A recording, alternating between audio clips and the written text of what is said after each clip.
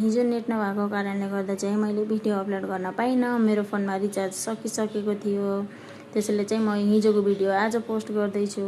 Hello साथीहरू, स्वागत छ तपाईँलाई मेरो आजको मिनी भ्लगमा। सबैजना सन्चै हुनुहुन्छ होला अनि म पनि एकदम आरामै छु। हामीहरू रेडी भएर जाँदैछौँ दिजुको घर, दिजुलाई भेट्न भनेर, जो कि अस्ति भर्खरै डेलिभरी भएको थियो। यो नयाँ मान्छे चाहिँ यहाँ छ। मैले चाहिँ घर आएको भिडियो बनाइन साथीहरू। हामीहरू चाहिँ त्यहाँ एकछिन बसेर आइहाल्यौँ। अनि यता हामीहरू चाहिँ घरमा आएर सब्जी किन्दैछौँ। अनि यता फलफुलहरू पनि किन्यौँ। अनि यता नानु सब्जी किन्दै हुन्छ। अनि यता हामीलाई आमवाला अङ्कलले आम दिइसकेको थियो टेस्ट गर्नको लागि, आम राम्रो छ कि छैन भनेर। अनि आम राम्रो लागेर हामीहरू चाहिँ आम लग्यौँ घरमा।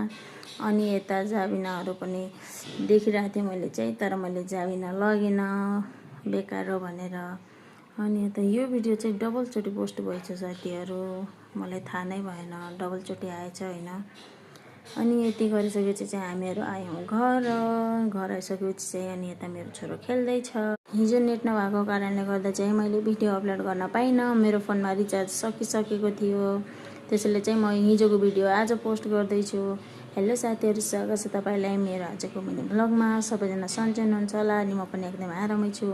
हामीहरू रेडी भएर जाँदैछौँ दिजुको घर, दिजुलाई भेट्न भनेर, जो कि अस्ति भर्खरै डेलिभरी भएको थियो। यो नयाँ मान्छे चाहिँ यहाँ छ। मैले चाहिँ घर आएको भिडियो बनाइन साथीहरू।